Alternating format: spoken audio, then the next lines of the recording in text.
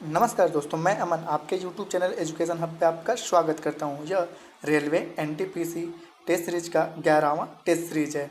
इस test series के जरिए कुल आपको 30 टेस्ट सीरीज दिए जाएंगे, जिसके प्रत्येक टेस्ट सीरीज में आपके 30-30 क्वेश्चन रहेंगे तथा इस टेस्ट सीरीज को प्राप्त करने के लिए आप अपने टेलीग्राम चैनल से जुड़ सकते हैं, जिसका लिंक वीडियो के डिस्क्रिप्शन में दिया हुआ है। तो चलिए शुरू करते हैं बिना किसी देरी के। आपका पहला क्वेश्चन है, क्लोरोफॉर्म सॉल्यूशन में नाइट्रोजन के किस ऑक्साइड का प्रयोग किया जाता है? आपका ऑप्शन है नाइट्रिक ऑक्साइड, दूसरा है नाइट्रोजन डाइऑक्साइड, तीसरा है नाइट्रस ऑक्साइड और चौथा है नाइट्रोजन पेटाक्साइड। तो यहाँ पर आपका सही ऑप्शन होता है चौथा, नाइट्रोजन पेटाक्साइड। आपका अगला क्वेश्चन है, किस प्रक्रिया के द्वारा आहार नली में भोजन जाता है? आपका पहला ऑप्शन है अंतर्ग्रहण, जिसे इंजेक्शन कहा जाता है, दूसरा ऑप्शन है पाचन, जिसे डाइजेशन कहा जाता है, तीसरा ऑप्शन है आपका आत्म सात्करण, जिसे एसिमिलेशन कहा जाता है, और चौथा ऑप्शन है आपका निष्कासन, जिसे एलिमिनेशन कहा जाता है। तो यहाँ पर आपका सही ऑप्शन होता है दूसरा, पहला, जिसे हम लोग अंतर्ग्रहण इंजेक्शन कहते हैं, तो यहाँ पर सही ऑप्शन आपका होता है पहला। इसके बारे में सुनते हैं। भोजन के पाचन की संपूर्ण प्रक्रिया जिन 5 अवस्थाओं से गुजरती है, उसमें आहार नली से गुजरने के दौरान प्रथम अवस्था अंतर्ग्रहण, जिसे इंजेक्शन कहते हैं। आपका अगला क्वेश्चन है, निम्नलिखित में से किसे पद्म विभूषण से सम्मानित नहीं किया गया है? निम्नलिखित में से किसे पद्म विभूषण से सम्मानित नहीं किया गया? आपके ऑप्शन है विश्वनाथन आनंद, दूसरा है एडमंड हिलेरी, तीसरा है आपके सचिन तेंदुलकर और चौथा है सुनील गावस्कर। तो यहाँ पर आपका सही ऑप्शन होता है चौथा, सुनील गावस्कर। सुनील गावस्कर को अभी तक पद्म विभूषण से अलंकृत नहीं किया गया है। यहाँ पे पूर्व क्रिकेटर सुनील गावस्कर को जिन पुरस्कारों से सम्मानित किया गया है और अलंकृत किया गया, उसमें अर्जुन पुरस्कार, पद्मश्री, पद्म भूषण और CK Naidu lifetime achievement पुरस्कार शामिल है, परंतु उन्हें पद्म विभूषण से सम्मिलित नहीं किया गया है। आपका अगला क्वेश्चन है, पुर्तगाली खोजकर्ता वास्को डी गामा पहली बार समुद्र के रास्ते भारत में कहाँ पर उतरा था? आपके ऑप्शन है कंपड़, जो कि केरल में पड़ता है, दूसरा आपका है अलीबाग, जो कि महाराष्ट्र में पड़ता है, तीसरा है मरीमार, जो कि गोवा में पड़ता है, और चौथा मांडवी, जो कि गुजरात में पड़ता है। तो यहाँ पे वास्को डी गामा कंपड़ केरल में सबसे पहले उतरा था। इसके बारे में सुने तो आता है कि पुर्तगाली अभियानी वास्को डी गामा पहली बार समुद्र के मार्ग से भारत के केरल के कोझिकोड काली तट के निकट कंपड़ समुद्र तट पर 17 मई 1498 को पहुंचा। इस प्रकार उसने यूरोप से भारत के बीच एक नए समुद्री मार्ग केप ऑफ गुड होप की भी खोज की थी। तो यहाँ पर सही ऑप्शन आपका होता है पहला। आपका अगला क्वेश्चन है, भारत का संविधान को लागू किया गया। पहला ऑप्शन है आपका 26/1/1950, दूसरा है 15/8/1947, तीसरा है 22/8/1947 और तीसरा है आपका 1/1/1950। तो यहाँ पर आपका सही ऑप्शन होता है भारत का संविधान 26 जनवरी 1950 को लागू किया गया और इसी को भारतीय संविधान के शुरुआत की तारीख भी बोला जाता है। तो इस प्रकार से आपका सही ऑप्शन होता है 26 जनवरी 1950। यदि अंगीकृत की बात करें तो भारतीय संविधान को 26 नवंबर 1949 को अंगीकृत किया गया था और लागू की या भारतीय संविधान के शुरुआत की तारीख पूछे तो 26 जनवरी 1950 होता है। आपका अगला क्वेश्चन है, पानीपत रिफाइनरी किसके अंतर्गत आती है? पानीपत रिफाइनरी किसके अंतर्गत आता है? तो यहाँ पे ऑप्शन है आपका IOCL, दूसरा है आपका HPCL, तीसरा है आपका BPCL और चौथा है आपका ONGC। तो यहाँ पर पानीपत रिफाइनरी IOCL के अंतर्गत आता है। पानीपत रिफाइनरी IOCL के अंतर्गत आता है। आपको पता होना चाहिए, हरियाणा के पानीपत के निकट बाहोली गांव में स्थित पानीपत रिफाइनरी की स्थापना 1998 में हुई थी। इंडियन ऑयल कॉरपोरेशन की यह 7वीं रिफाइनरी है। इंडियन ऑयल कॉरपोरेशन की यह 7वीं रिफाइनरी है। पानीपत रिफाइनरी दक्षिण पूर्व एशिया का सबसे बड़ा इंटीग्रेटेड पेट्रोकेमिकल संयंत्र है। तो ये इसके डिटेल हुए हैं। आपका अगला क्वेश्चन है, अल्फ्रेड नोबेल ने किसका आविष्कार किया था? अल्फ्रेड नोबेल ने किसका आविष्कार किया था? आपके ऑप्शन है रेडियम, दूसरा है एक्सरे, तीसरा बारूद और चौथा सौर प्रणाली। तो यहाँ पर अल्फ्रेड नोबेल ने बारूद का आविष्कार किया था, जिसे हम लोग डायनामाइट कहते हैं। डायनामाइट एक बारूद है। तो अल्फ्रेड नोबेल ने डायनामाइट जो कि बारूद है उसका आविष्कार किया था। आपका अगला क्वेश्चन है, जेनेटिक इंजीनियर के संबंध में भिन्न का पता लगाएं। जेनेटिक इंजीनियर के संबंध में भिन्न का पता लगाएं। पहला है आपका बीटी कॉटन, दूसरा है आपका गोल्डन राइस, तीसरा है अमफ्लोरा और चौथा है आपका भिंडी। तो यहाँ पर हम देखते हैं जेनेटिक इंजीनियर से संबंधित बाकी तीनों हैं, लेकिन चौथा जो एक फसल है जिसके कारण यहाँ इससे अलग है। तो यहाँ पर आपका जो होगा चौथा होगा। आपका अगला क्वेश्चन है, दिए गए कथन को ध्यानपूर्वक पढ़ें और प्रश्न के उत्तर दें। आपका यहाँ पे कथन दिया गया है, बचत करने के बाद बचे हुए को खर्च करना बेहतर है। वित्तीय अनुशासन और आत्मनियंत्रण आपको अमीर बना सकते हैं। खर्च करने के बाद बचे हुए में से बचत करना कोई अच्छी आदत नहीं है। निम्नलिखित दिए गए कथन के अनुसार कौन सा कथन सत्य है? तो यहाँ पे देखते हैं, यदि आप पहले खर्च करते हैं तो आप उड़ाऊ हो जाएंगे। दूसरा है, यदि आप खर्च करने से पहले बचत करते हैं तो आप अमीर हो जाएंगे। तीसरा है, यदि आप बचत करने से पहले खर्च करते हैं तो आप गरीब हो जाएंगे।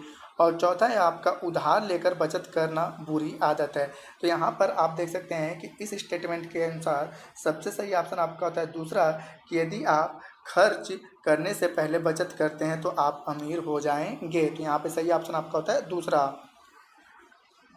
आपका अगला क्वेश्चन है, भारत ने 12वें दक्षिण एशियाई खेलों में कितने स्वर्ण पदक जीते थे? भारत ने 12वें दक्षिण एशियाई खेलों में कितने पदक जीते थे?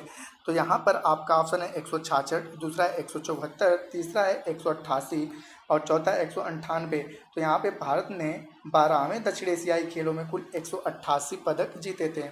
इसके बारे में सुन लें तो यहाँ पे आता है कि मूल रूप से काठमांडू में वर्ष 2012 में निर्धारित 12वें दक्षिण एशियाई खेलों का आयोजन अंततः 5 से 16 फरवरी 2016 के दौरान गुवाहाटी, असम और शिलांग, मेघालय में संपन्न हुआ। इसमें भारत ने कुल 188 स्वर्ण पदक, 90 रजत पदक एवं 30 कांस्य पदकों के साथ कुल 308 पदक जीते थे। तो यहाँ पे पूछा है केवल स्वर्ण पदक के बारे में, तो हम सही करेंगे 188। आपका अगला क्वेश्चन है, 1971 से पहले भारत पाकिस्तान युद्ध किस वर्ष हुआ था? तो यहाँ पे पहला ऑप्शन है 1962, दूसरा है 1963, तीसरा है 1964 और चौथा है 1965। तो यहाँ पर आपका सही ऑप्शन होता है 1965। यहाँ पर आपका सही ऑप्शन होता है 1965। अब यहाँ पे जानते हैं कि 1971 से पहले भारत और पाकिस्तान के बीच अगस्त से लेके 23 सितंबर 1965 के दौरान भारत और पाकिस्तान युद्ध होता है। आपको पता होना चाहिए 1962 में भारत और चीन का युद्ध हुआ था। आपका अगला क्वेश्चन है, दिए गए कथनों को ध्यानपूर्वक पढ़ें और प्रश्नों के उत्तर दें। यहाँ पे कथन है, खतरे का डर खुद खतरे से ज़्यादा खतरनाक होता है। जोखिम खतरे का सीधा अनुपातिक है। निम्नलिखित में से कौन सा दिए गए कथनों के अनुसार सत्य है? पहला है, भय किसी भी भयकारी खतरे से ज़्यादा खराब है। दूसरा आपका है कि जोखिम और खतरे के बीच ट्रेंड ऑफ है। तीसरा है, खतरे का डर होना चाहिए। चौथा है, किसी खतरे से उबरने के लिए जोखिम लेने की कोई आवश्यकता नहीं है। तो यहाँ पे इस कथन के अनुसार पहला ऑप्शन आपका सही होता है कि भय किसी भी भयकारी खतरे से भी ज़्यादा खराब है। तो यहाँ पे सही ऑप्शन होता है आपका पहला। आपका अगला क्वेश्चन है, भारतीय वन रिपोर्ट 2015 के अनुसार कुल भौगोलिक क्षेत्र का कितने हिस्सा वनों और वृक्षों से आच्छादित है? पहला ऑप्शन है आपका 22.16%, दूसरा ऑप्शन है आपका 25.16%, तीसरा है 23.16% और चौथा है 24.16%। तो यहाँ पर आपका सही ऑप्शन होता है चौथा 24.16%, 24.16%। इसके बारे में आपका अगला क्वेश्चन है, भारत की जनगणना 2011 के अनुसार सबसे अधिक आबादी वाला राज्य कौन सा है? पहला आपका पश्चिम बंगाल, दूसरा बिहार, तीसरा उत्तर प्रदेश, चौथा है महाराष्ट्र। तो यहाँ पर आपका सही ऑप्शन होता है कि भारत की जनगणना 2011 के अनुसार सबसे अधिक आबादी वाला राज्य उत्तर प्रदेश है। सबसे अधिक आबादी वाला राज्य उत्तर प्रदेश है। यहाँ पे उत्तर प्रदेश की जनसंख्या कुल आती है 19981234 ये 2011 की जनगणना के अनुसार उत्तर प्रदेश की जनसंख्या है। अगर हम उसके बाद दूसरे की बात करें तो यहाँ पर बिहार की जो जनसंख्या आती है उसकी क्वांटिटी है 10, 40, 99, 452। ये बिहार की जनसंख्या है। तो यहाँ पर सबसे अधिक जनसंख्या के बारे में पूछा है तो यहाँ पे उत्तर प्रदेश की जनसंख्या है 9981234 आपका अगला क्वेश्चन है, भारतीय संसद के संबंध में विषम का पता लगाएं। पहला है बजट सत्र, दूसरा है ग्रीष्म सत्र, तीसरा है मानसून सत्र और चौथा है शीतकालीन सत्र। तो आपने पता होना चाहिए कि भारतीय संसद में कुल तीन आपके सत्र होते हैं। पहला होता है आपका बजट सत्र, दूसरा होता है आपका मानसून सत्र और तीसरा होता है आपका शीतकालीन सत्र। जबकि ग्रीष्मकालीन जैसा कोई सत्र नहीं होता है। तो यहाँ पर यह सबसे डिफरेंट है। आपका अगला क्वेश्चन है, भारत में श्वेत क्रांति का जनक किसे कहा जाता है? पहला ऑप्शन है तात्या साहब कोरे, दूसरा है आपका वर्गीज कुरियन चाको, तीसरा है आपका वर्गीज कुरियन और चौथा है विश्वास नारायण पाटिल। तो यहाँ पर आपका सही ऑप्शन होता है तीसरा वर्गीज कुरियन। भारत में वर्गीज कुरियन को श्वेत क्रांति का जनक कहा जाता है। इनके बारे में सुना कि वर्गीज कुरियन को भारत में श्वेत क्रांति का जनक कहा जाता है। इन्होंने कृषि डेयरी आंदोलन श्वेत क्रांति के जरिए भारत को दुनिया में दूध का सबसे बड़ा उत्पादक देश बनाया था। आपका अगला क्वेश्चन है, तरल अवस्था से गैसीय अवस्था में रूपांतरण को क्या कहा जाता है? तरल अवस्था से गैसीय अवस्था के रूपांतरण को क्या कहा जाता है?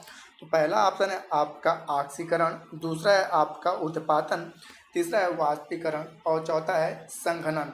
तो यहाँ पर आपका तरल अवस्था से गैसीय अवस्था में रूपांतरण को वाष्पीकरण कहा जाता है।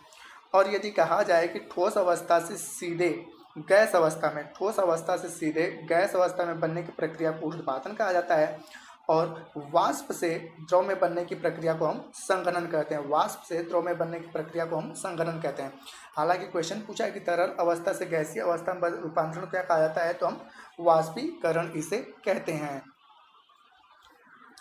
आपका अगला क्वेश्चन है, परमाणु विखंडन की प्रक्रिया है। पहला है परमाणु रूपांतरण, दूसरा है एक भारी परमाणु नाभिक के उपखंड, तीसरा है आपका एक नाभिक के गठन के लिए दो या दो से अधिक नाभिकों का टक्कर और चौथा है अणुओं का उपखंड।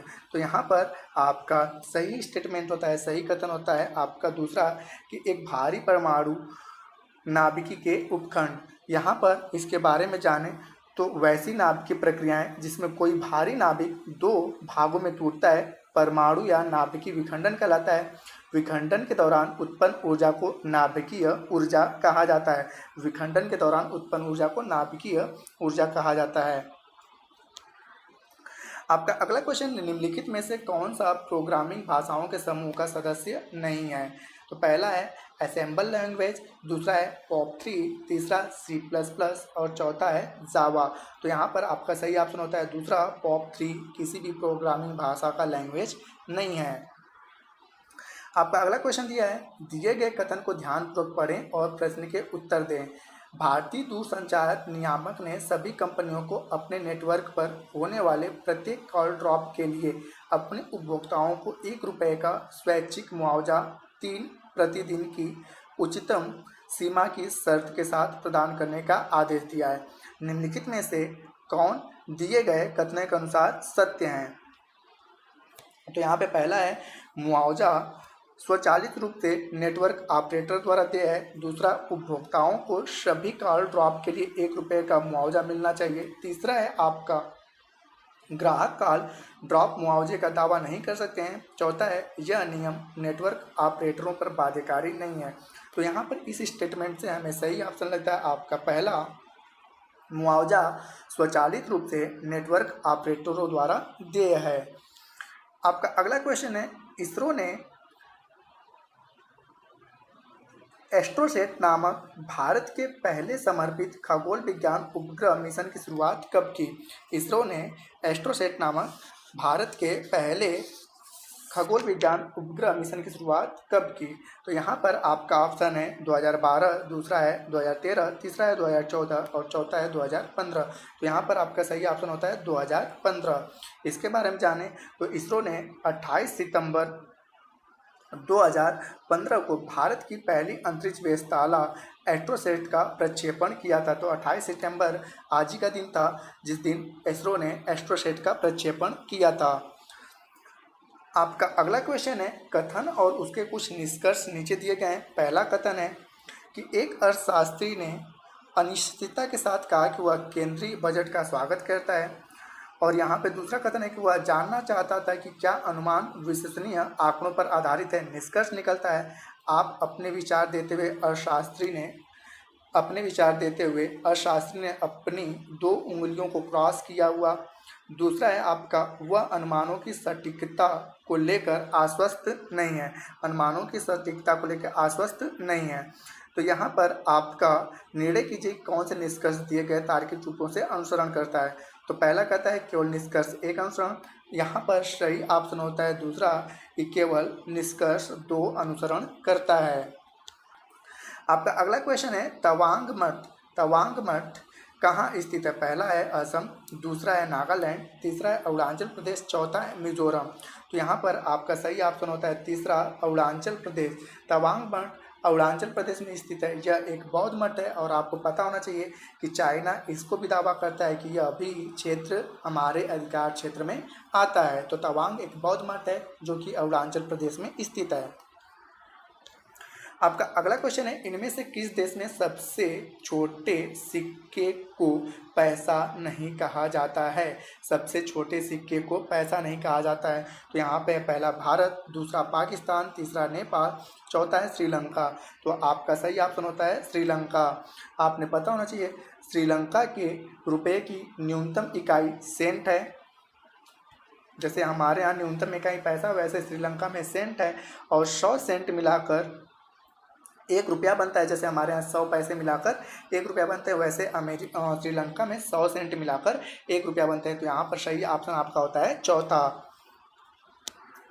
आपका अगला क्वेश्चन है, यूएसए का राष्ट्रीय खेल क्या है? यूएसए का राष्ट्रीय खेल क्या है?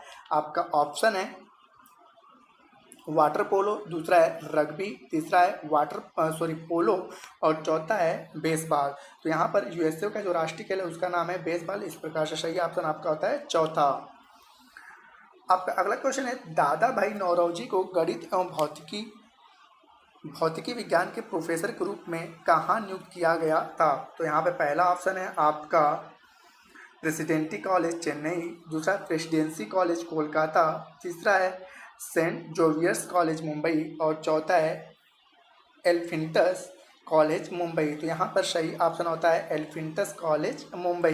दादा भाई नौरोजी के बारे में यदि हम आपसे बात करें तो दादा भाई नौरोजी को grand old man of India कहा जाता है।